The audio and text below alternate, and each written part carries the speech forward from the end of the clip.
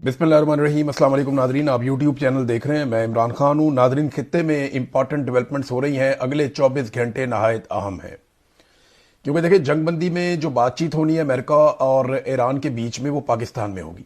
इस्लामाबाद में तैयारियां कर ली गई हैं। इस्लामाबाद ने शानदार रोल प्ले किया इसमें, और पाकिस्तान का जो किरदार होना चाहिए था वही किरदार पाकिस्तान का रहा। और इसका सबसे ज्यादा क्रेडिट पाकिस्तान की आवाम को जाता है कि वो किसी भी नफरत की आग में नहीं जले, बल्कि पाकिस्तान के लोगों ने इस बात के ऊपर दबाव डालकर रखा आखिरी दिन तक कि पाकिस्तान का किरदार सिर्फ और सिर्फ जंगबंदी के लिए होना चाहिए, हमें किसी की भी साइड नहीं लेनी चाहिए। तो पाकिस्तानी अवाम को बड़ा क्रेडिट जाता है, मौजूदा हुकूमत को भी क्रेडिट जाता है कि उन्होंने इसके लिए कोशिशें जारी रखी। और बिल आखिर जो है वो अब इस्लामाबाद में जंगबंदी के लिए मुज़ाकरात हो रहे हैं। ये टाइम बहुत इंपॉर्टेंट है, क्योंकि इसमें इसराइल खराबी पैदा कर सकता है।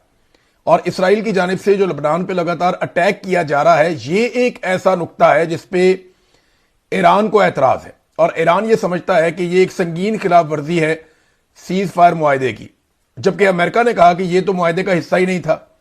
अब कुछ चीजें मैं इस वीलॉग में क्लियर कर दूंगा, लेकिन उससे पहले मैं आपको यह भी बता देता हूं कि ये जो रात गुजरी है ये रिजीम चेंज की रात थी। आज जो है वो पाकिस्तान में 10 तारीख है। आप जब ये वीलॉग सुन रहे हैं तो 10 तारीख की सुबह है। 9 और 10 तारीख की रात को अप्रैल में इमरान खान साहब की हुकूमत को खत्म किया गया था। रिजीम चेंज ऑपरेशन किया गया था आज से 4 साल पहले। इस हवाले से मैं आपको कुछ ऐसे हकायक बताऊंगा जो इससे पहले मैंने आपको नहीं बताए। आज इस वीलॉग में मैं आपके सामने रखूंगा। बड़ी इंपॉर्टेंट चीजें हैं, लेकिन सबसे पहले एक रोला पड़ गया पाकिस्तान में और मेरे ऊपर बेशुमार टाउट्स छोड़ दिए गए। बड़ी खप डल गई पाकिस्तान में कि पता नहीं मैंने कोई गद्दारी कर दी है। और मैं ये चाहता हूं कि कोई जंग लगी रहे ईरान की, और ये जंग खत्म ना हो और पाकिस्तान जंग का हिस्सा बन जाए और पाकिस्तान जंग लड़ना शुरू कर दे। तो मैं आपको चंद चीजें बता देता हूं कि पहले दिन से आप मेरी वीडियो सुन रहे हैं, मैं एक ही बात कर रहा हूं कि पाकिस्तान को हर सूरत में गैर जानिबदार रहना चाहिए। पाकिस्तान को किसी भी मुल्क की जानिब से लड़ाई में नहीं उतरना चाहिए। और इस हवाले से ना सिर्फ मैंने बहुत सारे ट्वीट्स किए, बल्कि बहुत सारी वीडियोज भी की, बल्कि मैंने अवामी सर्वे भी करवाए। मैंने एक अवामी सर्वे करवाया कि क्या पाकिस्तान को सऊदी अरब से दिफाई मुआहदे के तहत ईरान से लड़ाई में उतरना चाहिए, हां या नहीं। और आपको हैरत होगी कि 90% के करीब लोगों ने कहा कि नहीं, पाकिस्तान को लड़ाई में नहीं उतरना चाहिए। यह हुकूमत तो अब सर्वे करवा रही है ना, मुज़ाकरात शुरू होने पर, जंगबंदी होने के बाद। मैंने ये पहले करवाए थे। दूसरा एक और सर्वे मैंने किया था कि क्या पाकिस्तान को अरब ममालिक के लिए ईरान से लड़ाई में उतरना चाहिए, हां या नहीं। तो उस पर भी इतनी ही तादाद में 90% के करीब लोगों ने यह कहा, बल्कि 90% से ज्यादा थे। और यह डाटा मेरे पास अभी भी मौजूद है। कोई 10-10 हजार लोगों ने इसके अंदर वोटिंग में हिस्सा लिया हुआ था। और इसके अलावा बहुत सारे और मेरे ट्वीट्स हैं। यानी मैंने यहां पे एक और, यानी यहां पे एक सऊदी अरब के सहाफी हैं, उनकी जानिब से एक ट्वीट आता है कि आसिम मुनीर साहब ने सऊदी अरब को डिफेंस मिनिस्टर उनके जो है उनसे मिलते हुए इस बात की यकीन दहानी करवाई, जिनका नाम खालिद बिन सलमान है, उन्हें यकीन दहानी करवाई कि अगर ईरान ने एक और अटैक किया सऊदी अरब पर तो पाकिस्तान ईरान को टारगेट करेगा, ईरान को निशाना बनाएगा। ये 8 मार्च 2026 को ट्वीट किया एक सऊदी सहाफी ने। मैंने उसके ऊपर लिखा, इस यकीन दहानी पर अमल हुआ और पाकिस्तान ईरान के खिलाफ लड़ाई में उतरा तो इसराइल को काफी मदद मिलेगी। मैंने उस वक्त भी पाकिस्तान के लड़ाई में उतरने की मुखालफत की थी। इसके अलावा एक सुहेल अफरीदी ने ट्वीट किया था, उसके ऊपर भी मैंने एक ट्वीट किया था। सुहेल अफरीदी ने कहा कि पाकिस्तान को हमेशा अमन और मुज़ाकरात के लिए किरदार अदा करना चाहिए। और उस पर मेरा ट्वीट है, और यह तारीख भी मैं आपको बता देता हूं, यह 1 अप्रैल 2026 का ट्वीट है। तब तक किसी के नहीं आइडिया में था कि जंगबंदी होगी या नहीं होगी। पाकिस्तान को अमन ही के लिए कोशिश करनी चाहिए, क्योंकि यही हमें हर लिहाज से सूट करता है। और मैं हमेशा यही कहता रहा हूं कि जंगबंदी होनी चाहिए, हर जगह पे मैंने यही बात की है। लेकिन मैंने एक खबर ब्रेक की जिस खबर से पूरे पाकिस्तान में रोला पड़ गया। खबर यह थी कि जो शहबाज शरीफ साहब ने ट्वीट किया वो कॉपी पेस्ट है, और वो व्हाइट हाउस से होकर आया है। और मैंने ये बताया कि ये व्हाइट हाउस ने इनको ट्वीट करने का कहा है, तो इन्होंने ट्वीट किया है। और नालायकी इनकी यह है कि जो पहली लाइन जिसको मिटाना था, जिसमें लिखा हुआ था पाकिस्तान पीएम, यानी वो ड्राफ्ट था Pakistan PM post on x, तो वो जो चीज है वो मिटाने की बजाय उसको भी साथ ही छाप दिया। नालायकी इनकी ये थी। मैंने इसकी कर दी निशानदेही, और मैंने बता दिया कि काम तो अच्छा हुआ, जंगबंदी हो गई और इस पे सबको खुशी है। लेकिन हमारे वजीर आजम ने नालायकी दिखाई है, और वैसे भी डोनाल्ड ट्रंप को नालायक लोग पसंद हैं। मैंने ये किया, इसके बाद जो रोला पड़ा पाकिस्तान में कि पता नहीं मैं गद्दार हूं, मैं चाह रहा हूं पाकिस्तान जंग में उतर जाए, पाकिस्तान सऊदीया से लड़े या पाकिस्तान ईरान से लड़े, मैंने तो ऐसी बात कही नहीं की। मेरी खबर के ऊपर पाकिस्तान में यह कहा गया कि यह प्रोपेगेंडा है। बहुत सारे टाउट सहाफियों ने यह बात की कि यह प्रोपेगेंडा है, और अब मैं आपको बताता हूं कि इसका नतीजा क्या निकला। नाजरीन, 1888 का एक बरतानवी अखबार है जिसका नाम है फाइनेंशियल टाइम्स। 1888 का याद रखिएगा, पाकिस्तान में कोई इदारा इतना मोतबर नहीं है जितना पुराना यह है, फाइनेंशियल टाइम्स। 150 साल हो गए इसको। फिर 1855-56 का एक और इदारा है जो अमेरिका में चलता है, न्यूयॉर्क टाइम्स। इसको 250 साल हो गए हैं सहाफत के अंदर। इन दोनों ने मेरी खबर की तस्दीक की है। अब बजाय मुझे क्रेडिट देने के ये मुझे गद्दार कह रहे हैं, आप अंदाजा करें। इन दोनों ने मेरी खबर की तस्दीक की है कि यह ड्राफ्ट व्हाइट हाउस में था, वहां से इसकी अप्रूवल आई है।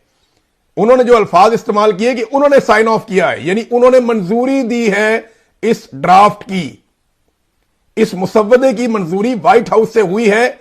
यह इन अखबारात ने लिखा और इसके बारे में बताया, दीगर अखबारात ने भी लिखा, लेकिन ये दो बहुत मोतबर है, एक बरतानिया का एक अमेरिका का। इन दोनों ने मेरी खबर की तस्दीक कर दी। मेरा जो सोर्स था वो पाकिस्तान में था, उसने मुझे बताया लेट नाइट जब पाकिस्तान में थी, और हंसते हुए बताया कि बहुत बड़ा ब्लडर हो गया इमरान भाई। तो जो उसने मुझे खबर दी मेरे लिए बड़ी अलार्मिंग थी। मैंने 2-3 जगह पे चेक किया, कुछ डाटा निकाल के चेक किया। जब मैंने उसको थोड़ा सा खबर को मजीद उसकी छानबीन की तो खबर निकल आई, मैंने खबर दे दी, और रोला पूरे पाकिस्तान में नहीं पूरी दुनिया में पड़ गया था। बाकी लोग भी इसके ऊपर बोलना शुरू हो गए थे। लेकिन जब मेरी खबर की तस्दीक होती है दो मोतबर आलमी अखबारात से, एक न्यूयॉर्क टाइम्स से, एक फाइनेंशियल टाइम्स से, एक बरतानिया का कोई 150 साल पुराना और एक कोई 250 साल पुराना अमेरिका का, तो उसके बाद कम से कम टाउटों को अब माफी मांगनी चाहिए और यह बात तस्लीम करनी चाहिए। और देखिए, इसमें शहबाज शरीफ के लिए कोई शर्मिंदगी की बात नहीं है भाई, एक बंदा होता है नालायक, बात होगा तो हो भी जाता है, कोई बात नहीं है। पाकिस्तान के लिए तो बेहतर है कि पाकिस्तान को अमेरिका ने रिक्वेस्ट की कि जनाब हमारी जान छुड़ाएं, हम इस लड़ाई को आगे लेकर नहीं चलना चाहते। मैंने इसके ऊपर पहले भी ट्वीट किया हुआ है कि डोनाल्ड ट्रंप की बातों से नहीं लगता कि डोनाल्ड ट्रंप लड़ाई को लंबा लेकर जाना चाहता है। डोनाल्ड ट्रंप जंग बंदी की तरफ जाएगा, मैं ये पहले कह चुका हूं, एक दफा नहीं कई मरतबा कह चुका हूं। चाहे वो धमकियां लगा रहा था, मैंने इस पर ट्वीट भी किया है। मेरा यह अंदाजा था कि ये इतना लंबा लेकर जा नहीं पाएगा, ट्रंप को इस लड़ाई में से हर हाल में निकलना पड़ेगा। अब इंटरेस्टिंग बात यह है कि जिन लोगों ने इसको प्रोपेगेंडा करार दिया, जिन लोगों ने इसको गद्दारी करार दिया, अब वो फाइनेंशियल टाइम्स को और न्यूयॉर्क टाइम्स को भी गद्दार कहेंगे। जाए ना जाकर इन इदारों के ऊपर केस कर दें, नहीं तो हुकूमत पाकिस्तान या शहबाज शरीफ बरतानिया में आके मेरे पे केस कर दें। भाई यहां की अदालतों पे तो इनको यकीन है ना, आए मेरे पे केस करें और साबित करें कि ऐसा नहीं हुआ, करें ना केस मेरे ऊपर यहां पे आके। तो ये कभी केस नहीं करेंगे, ये झूठे हैं, फ्रॉडी हैं। इन्होंने जो सोशल मीडिया का गंद जो मेरे ऊपर उछाला और जो इन्होंने टाउट्स मेरे ऊपर छोड़े, उसके बाद ये सूरत-ए-हाल बन गई और अब ये माफी भी नहीं मांगते। और इसमें जो मेन बेइज्जती है ना, मैं आपको बता रहा था, वो शहबाज शरीफ की नहीं है, वो डोनाल्ड ट्रंप की है। डोनाल्ड ट्रंप एक तरफ धमकियां लगा रहा था कि ये कर देंगे, वो कर देंगे, पत्थर के जमाने में धकेल देंगे, इतने घंटे बाकी हैं, इतने घंटे बाकी हैं, अब ये होने वाला है, इतने बजे हमला करेंगे।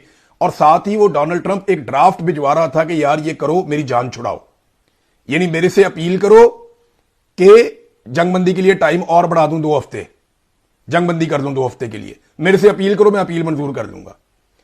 और ईरान को राजी किसने किया? ईरान को चाइना ने राजी किया, ये अमेरिका ने भी बताया और पाकिस्तान ने भी राजी किया। पाकिस्तान लगातार ईरान के साथ राब्ते में था, ऐसा नहीं है कि पाकिस्तान ने कुछ नहीं किया। पाकिस्तान अमेरिका और ईरान दोनों के साथ राब्ते में था और पूरी कोशिश कर रहा था अरब ममालिक को भी राब्ते में रख के कि जंगबंदी हो जाए। लेकिन जिनका इंपॉर्टेंट रोल है, जो चीजें हकायक है और मंजर आम के ऊपर है, वो मैंने आपके सामने सारे रख दिए हैं। अब टाउटों को चाहिए कि माफी मांगे इस बात के ऊपर कि आलमी अखबारात ने बाकायदा उस बात की तस्दीक की कि ये ड्राफ्ट फाइनलाइज हुआ व्हाइट हाउस में और उसको कॉपी पेस्ट किया शहबाज शरीफ ने। अब नादरीन आ जाएं मुज़ाकरात की तरफ जो इस्लामाबाद में हो रहे हैं। इस्लामाबाद में काफी तैयारियां की गई हैं मुज़ाकरात के हवाले से, लेकिन कुछ इंपॉर्टेंट चीजें मैं आपके साथ शेयर करूं। सबसे पहले तो यह है कि आबना हुर्मुज़ अभी तक पूरी तरह नहीं खुली और उसको खोलने के लिए ईरान की शराइत है और वो ये कहता है कि सीज फायर की शराइत मुकम्मल की जाए। जो अमरीकी की आदत है वो पाकिस्तान में मुज़ाकरात के लिए रवाना हुई है। उनका साजो सामान पाकिस्तान में पहुंच गया है और वो अपने ही सामान के ऊपर भरोसा करते हैं। सुपर पावर भी है वो कहलाता है, उसके पास बहुत पैसा भी है, लिहाजा अमरीकी नायब सदर और बाकी लोग पाकिस्तान पहुंचेंगे मुज़ाकरात करने के लिए जंगबंदी के। जबकि ईरान की मुज़ाकराती टीम इस्लामाबाद अभी नहीं पहुंची। पहले खबर ये आई थी कि टीम पहुंच गई है, लेकिन ईरान की तरफ से एक स्टेटमेंट भी है कि लबनान पर इसराइली हमले रुकने तक मुज़ाकरात मुअत्तल हैं। ये एक खबर एजेंसी है और ये ईरान में पासदाराने इनकलाब से मुंसलिक न्यूज़ एजेंसी तस्नीम है, उसने ईरानी वफद के इस्लामाबाद पहुंचने से मुताल्लिक खबरों की तरदीद कर दी है। और इस न्यूज़ एजेंसी ने एक बाखबर ज़राए का हवाला देते हुए रिपोर्ट किया कि ईरानी मुज़ाकराती टीम के अमेरिका से मुज़ाकरात के लिए इस्लामाबाद पाकिस्तान पहुंचने से मुताल्लिक कुछ मीडिया इदारों की खबरें मुकम्मल झूठी हैं। यह बीबीसी पे रिपोर्ट हो रहा है और उनके मुताबिक ज़राए ने उन्हें बताया कि जब तक अमेरिका लबनान पर इसराइली हमले रुकवाने का अपना वादा पूरा नहीं करता तब तक मुज़ाकरात मुअत्तल रहेंगे। वैसे अभी थोड़ी देर पहले खबर आई है कि नेतन्याहू ने अपनी काबीना को कहा है कि वो लबनान के साथ बातचीत शुरू करें और लबनान की जो हुकूमत है उन्होंने पाकिस्तानी हुकूमत से रब्ता किया और ये कहा कि पाकिस्तान भी इसमें रोल प्ले करे कि यहां पे मुज़ाकरात करवाए जाएं और जंगबंदी जो है वो लबनान में भी करवाई जाए, क्योंकि लबनान में बड़ा खौफनाक अटैक हुआ है। एक ही दिन में बहुत सैकड़ों लोग वहां पे शहीद कर दिए गए, हजारों लोग जो हैं वो वहां पे पहले भी जख्मी हुए हैं, अब भी जख्मी हुए हैं, तो बहुत बड़ा नुकसान वहां पे हो रहा है। उम्मीद की जाती है कि अगले 48 घंटों में मुज़ाकरात की कोई शक्ल निकल आएगी। लेकिन इस बीच में मैं आपको यह बताऊं कि मिडल ईस्ट के अंदर, खलीजी ममालिक के अंदर जो तैयारियां हैं अमेरिका की जानिब से वो कोई कम नहीं हो रही। बहुत सारी चीजें ऐसी माजी करीब में रिपोर्ट हुई हैं जहां एक सफबंदी वाली सूरत हाल है। कुछ अमेरिकन फौजी जो हैं उन्होंने ये दावा किया है, कोई रिटायर फौजी हैं, कुछ एक्सपर्ट हैं उनके, वो ये दावा कर रहे हैं कि ऐसा लगता है कि अमेरिका अगली लड़ाई की तैयारी कर रहा है। अगर ये मुज़ाकरात कामयाब नहीं होते तो पहले से ज्यादा खौफनाक जंग हो सकती है। और ईरान की जानिब से भी ऐसी इतलात आ रही है कि वो भी तैयारी कर रहे हैं और वो भी भरपूर जवाब उसी तरीके से देंगे जैसे उन पर हमला किया जाएगा। लेकिन उम्मीद की जाती है कि ये जंगबंदी हो जाए। अब नाज़रीन आ जाए रिजीम चेंज ऑपरेशन। जब रिजीम चेंज ऑपरेशन हो रहा था ना आज से 4 साल पहले, तो मिलिट्री एस्टेब्लिशमेंट ने एक बयानिया बनाना शुरू किया। वो बयानिया अपने टाउटों के जरिए बना रहे थे और इसके अलावा वो बयानिए के लिए खुद भी of the record, on the record मुलाकातें भी कर रहे थे। कुछ बातें वो खुलकर करते थे, कुछ बातें वो मुलाकातों में करते थे, कुछ बातें वो इकट्ठे लोगों को बुलाकर बैठ के वहां पे कहते थे हम ऑफ द रिकॉर्ड बात करना चाहते हैं। तो 5 ऐसी चीजें हैं जो मिलिट्री एस्टेब्लिशमेंट ने इमरान खान साहब के रजीम के खात्मे के हवाले से की थी। पहला दावा उनका यह था कि यह एक जमहूरी अमल है, हमारा इसमें कोई किरदार नहीं है, यह अदम एतमाद सियासी जमातें जाने, उनका काम जाने। नंबर 1 उनका दावा यह था। नंबर 2 उन्होंने दावा किया था कि इमरान खान ने पाकिस्तान की मईशत तबाह कर दी है। नंबर 3 उन्होंने यह कहा था कि गवर्नेंस खराब है। उस्मान बुज़दार की मिसाल भी उन्होंने पेश की थी इसमें। नंबर 4 वो ये कहते थे कि खारजा पॉलिसी में इमरान खान साहब को बहुत नाकामी हुई है, वो बार बार ये कहते थे। नंबर 5 वो एक और बात कहते थे कि इमरान खान बात नहीं सुनता, अपनी मर्जी करता है। और एक बात वो ये कहते थे कि इमरान खान पब्लिक में बिल्कुल मकबूल नहीं है। ये बयानिया झूठ है कि इमरान खान की कोई मकबूलियत है पब्लिक के अंदर। ये 6 बातें बार बार पाकिस्तान की मिलिट्री एस्टेब्लिशमेंट हर जगह पे करती थी। आज 4 साल के बाद ये 6 बातें कितनी सच साबित हुई। सबसे पहली बात, ये जमहूरी अमल का हिस्सा है, इसमें मिलिट्री एस्टेब्लिशमेंट का कोई किरदार नहीं है, हम कोई रिजीम चेंज ऑपरेशन नहीं कर रहे। तो रिजीम चेंज ऑपरेशन में शामिल फजल रहमान, ख्वाजा आसिफ, जावेद लतीफ, मिफ्ता इस्माइल, शाहिद खाकान अब्बासी, MQM, ANP, हत्ता के बैनुल अक़वामी मीडिया और बहुत सारे प्लेयर्स रिजीम चेंज ऑपरेशन की गवाहियां दे चुके हैं। मोहम्मद जुबैर भी इसकी गवाही दे चुके हैं कि मिलिट्री के साथ मिलकर, फजल रहमान साहब ने तो नाम लेकर बताया कि जनाब फलां फलां जर्नैल था, इन्होंने कहा था आओ इसकी हुकूमत गिरा दो। तो रिजीम चेंज ऑपरेशन की गवाहियां आ चुकी हैं। फौज की यह बात जो मिलिट्री एस्टेब्लिशमेंट ने उस वक्त कही वो गलत साबित हुई। नंबर 2, इमरान खान ने मईशत तबाह कर दी। यह बयानिया बहुत फैलाया गया उस वक्त, महंगाई बहुत है, मईशत तबाह हो गई। तो कर्जे इमरान खान साहब के दौर में जितने थे आज उससे दुगने हैं। यानी 75 साल में पाकिस्तान ने जितने कर्जे लिए 4 साल में उतने ले लिए। बेरोजगारी इमरान खान के दौर से ज्यादा है। गुर्बत की शरह इमरान खान के दौर से बहुत ज्यादा है। बजट खसारा इमरान खान साहब के दौर से डबल है। तरक्की की शरह, यानी जो शरह नमू जिसे कहते हैं, इमरान खान के दौर में जो 6.18% तक पहुंच गई थी, 6% के करीब 2 साल तक रही है, यानी अगर आप एवरेज निकालें तो 6% थी, वो माइनस में चली गई थी, बड़ी मुश्किल से 3 तक पहुंचे हैं ये। फिर बिजली की कीमत 3 गुना हो गई, कम से कम 3 गुना बिजली की कीमत हो गई। गैस की कीमत जो है वो 800 से 900% बढ़ गई। पेट्रोल की कीमतें जो है, जो इन्होंने कम करनी थी, वो 150 से बढ़ा के आज 300 से ऊपर हैं। और जनरल बाबर का आपको बयान याद होगा कि डॉलर की कीमत नीचे आई है हुकूमत तब्दील होने के बाद।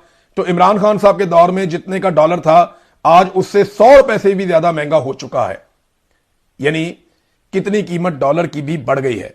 सरमायाकारी पाकिस्तान की 50 साल की कम तरीन सतह पे है। जो इमरान खान साहब के दौर में सरमायाकारी आ रही थी, आईएमएफ के जाल में पाकिस्तान बुरी तरह फंस गया है। आज हमारा बजट आईएमएफ बनाती है, हमारे सारे फैसले आईएमएफ करती है, और ये बड़े फख्र से पाकिस्तानी वुज़रा कहते हैं। तो क्लियर हो गया आपको कि मईशत के बारे में जो एक बयानिया बनाया गया, महंगाई के बारे में एस्टेब्लिशमेंट की जानिब से, वो बयानिया भी फारिग हो गया 4 साल के बाद। तीसरा बयानिया इन्होंने बनाया था कि इमरान खान की गवर्नेंस खराब है। बुज़दार की मिसाल देते थे। वैसे बुज़दार जो है वो मरियम नवाज से तो बेहतर ही था, क्योंकि मरियम नवाज ने जितने मंसूबों का इफ्तिताह किया है, उनका रिकॉर्ड जब निकाल कर चेक किया गया तो लगभग 80% मंसूबे ऐसे हैं, 80-90% जो उस्मान बुज़दार के दौर के शुरू किए हुए थे। यानी वो जितना भी नालायक था, मरियम नवाज से तो बेहतर ही था। इन्होंने तो कोई बड़ा मंसूबा बनाया ही नहीं, कोई नई चीज की ही नहीं इन्होंने। कोरोना वायरस, पूरी दुनिया ने कहा कि इमरान खान से अच्छी गवर्नेंस कोरोना वायरस में किसी ने नहीं दिखाई। हेल्थ कार्ड, एक ऐसा मंसूबा जिसने पूरे पाकिस्तान को तब्दील कर दिया था, वो भी इन्होंने खत्म कर दिया। कोई बड़ा प्रोजेक्ट ये हुकूमत दिखा नहीं सकती जो इन्होंने अब बनाया हो, कोई डैम बनाया हो, कोई बड़ी चीज बनाई हो, इमरान खान बना रहा था।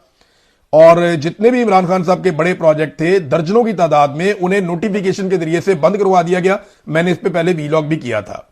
करप्शन के पैसे की सबसे बड़ी रिकवरी इमरान खान साहब के दौर में हुई। एहसास प्रोग्राम को आलमी सतह पे जो है वो सराहा गया।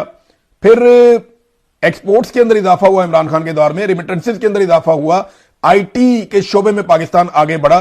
टेक्सटाइल में मजदूरों की किल्लत हो गई, इतना ज्यादा पाकिस्तान में टेक्सटाइल इंडस्ट्री को बूम मिला। किसानों को शानदार मुनाफा मिला इमरान खान साहब के दौर में। किसान अपने मुंह से कहते हैं, गन्ने की पूरी कीमत किसानों को पहली मर्तबा मिली। शुगर माफिया पे किसी ने पहली मर्तबा पक्का हाथ डाला। तो गवर्नेंस तो इमरान खान की शानदार थी, और आज ये सारी चीजें बर्बाद हो चुकी हैं। फिर खारजा पॉलिसी में कहते हैं जी इमरान खान नाकाम हो गया था। इमरान खान अब शहबाज शरीफ की तरह सल्यूट तो नहीं मार सकता था ना ट्रंप को, और साफ बात करता था। चीन से अब आपके ताल्लुकात ऐसे हैं, वो कहते हैं जी पैसे वापस करो। यूएई से आपके ताल्लुकात ऐसे हैं, वो कहते हैं जी पैसे वापस करो। लोग पोस्ट कर रहे हैं बार बार सोशल मीडिया पे कि खानदानों को यूएई से निकालकर वापस भेजा जा रहा है। नदीम अफजल चंद ने इसका दावा किया, और बहुत सारे लोगों ने इसका दावा किया कि जनाब यूएई में पाकिस्तानी शहरियों के लिए हालात उतने अच्छे नहीं है, ताल्लुकात आपके खराब हो गए। कौम को एतमाद में लिए बगैर सऊदी अरब से एक दिफाई मुआहदा किया गया, उसको अभी तक खुफिया रखा हुआ है। बोर्ड ऑफ पीस में ये बड़ी उजलत में शामिल हो गए, उसके ऊपर भी कोई मुशावरत नहीं की इन्होंने। कोई बैरूनी सरमायाकारी ये पाकिस्तान में नहीं ला पाए। यूरोपीय यूनियन में जीएसपी प्लस का आपका मामला फंसा हुआ है, सवाए ट्रंप को राजी करने के ये कोई काम नहीं कर सके। ये खारजा पॉलिसी इमरान खान की बेहतर थी या इनकी बेहतर है? इमरान खान रशिया से तेल लेकर आ रहा था सस्ता, उनके साथ गंदम का तेल का सौदा कर रहा था, तो इमरान खान तो बेहतरी लेकर आ रहा था इन चीजों के अंदर। खारजा पॉलिसी में वही है ना कि आप सरमायाकारी लाएं, आपको फायदा हो। तो इमरान खान इस तरफ जा रहा था, इनसे नहीं हुआ। फिर इमरान खान बात नहीं सुनता, अपनी मर्जी करता है। ये इनका एक बिल्कुल जायज इनका एक इशू था कि इमरान खान बात नहीं सुनता, अपनी मर्जी करता है। जनरल बाजवा की एक्सटेंशन वाली बात थी, इमरान खान को पहले ही एक्सटेंशन देने पर नदामत थी। वो कह भी चुके हैं कि मैंने बड़ी गलती की, मैंने जनरल बाजवा को एक्सटेंशन दी। बाजवा को दोबारा एक्सटेंशन चाहिए थी, इमरान खान ने बात नहीं सुनी। हाँ, एक वक्त आया इमरान खान ने हुकूमत बचाने के लिए और जनरल बाजवा को एक्सपोज करने के लिए भी हो सकता है, और यह भी वजह हो सकती है कि ये सारे आ गए तो पाकिस्तान का बेड़ा गर्क हो जाएगा। जनरल बाजवा को यहां तक कह दिया कि लेनी है एक्सटेंशन का रोल है तो वो ले लो भाई मेरे से, लेकिन ये हरकत ना करो, रिजीम चेंज ना करो। लेकिन बाजवा साहब को दूसरी तरफ से वादा कर दिया गया था। बाजवा साहब को उम्मीद लगी थी कि वो मुझे एक्सटेंशन दे देंगे। बाद में ख्वाजा आसिफ ने गवाही भी दी कि जनरल बाजवा हमें धमकियां देता था मार्शल लॉ लगाने की कि मुझे एक्सटेंशन दो वरना मैं मार्शल लॉ लगा दूंगा। फिर फौज की और कौन सी बात इमरान खान नहीं मानता था? Number 1, Imran Khan electronic voting machine लाना चाहता था। एस्टेब्लिशमेंट ये जानती थी कि अगर ये मशीन आ जाएगी तो इलेक्शन का निजाम हमारे हाथ से निकल जाएगा, फिर फॉर्म 47 जारी करना आसान नहीं होगा। फिर इमरान खान ओवरसीज पाकिस्तानियों को वोट का हक देना चाहता था। वो ये भी जानते थे कि ओवरसीज पाकिस्तानियों को वोट का हक मिल गया तो वो ज्यादा रेलिवेंट हो जाएंगे और वो वोट इमरान खान को पड़ेगा। ये भी एक पंगा था। फिर कोरोना में इमरान खान ने एस्टेब्लिशमेंट की बात नहीं मानी और लॉकडाउन लगाने की बजाय स्मार्ट लॉकडाउन का एक तरीका निकाला। इस पे भी उनको प्रॉब्लम था। छठी चीज जो बार बार मिलिट्री एस्टेब्लिशमेंट कहती थी, बल्कि DGISPR ने ओपनली भी कहा था एक दफा कि इमरान खान मकबूल नहीं है। ये बात वो कहते थे और हम मीटिंग्स के अंदर जब सारे लोग बैठे हुए होते थे जर्नलिस्ट, तो हम उन्हें बताते थे कि ऐसा नहीं है, ये फैसला पब्लिक करेगी। Let the people of Pakistan decide. अगर इमरान खान मकबूल नहीं था तो इमरान खान ने तो असेंबलियां तोड़ दी थी 4 साल पहले, फिर ये इलेक्शन करवा लेते। उस वक्त भी मिलिट्री एस्टेब्लिशमेंट जानती थी कि इमरान खान मकबूल है। जब जिमनी इलेक्शन हुए पंजाब के अंदर 80% सीटें वो स्टेट में जीत गया था जिमनी इलेक्शन में, और उसके बाद 2024 के इलेक्शन में इमरान खान साहब ने रिकॉर्ड कायम कर दिया वोटों का और इतनी सीटें जीती हैं कि अपने मुखालिफिन को 17-18 सीटों तक महदूद कर दिया। इतनी मकबूलियत थी इमरान खान की, और आज भी इमरान खान की उतनी ही मकबूलियत है या शायद उससे बढ़ गई है। तो एस्टेब्लिशमेंट की 6 बातें 6 की 6 गलत साबित हो गई 4 साल के अंदर। इनके सारे अंदाजे गलत हैं और इमरान खान ने जो जो कहा था रिजीम चेंज ऑपरेशन से पहले और रिजीम चेंज ऑपरेशन के बाद, हमने पाकिस्तान में वही सारा कुछ होता हुआ देखा है।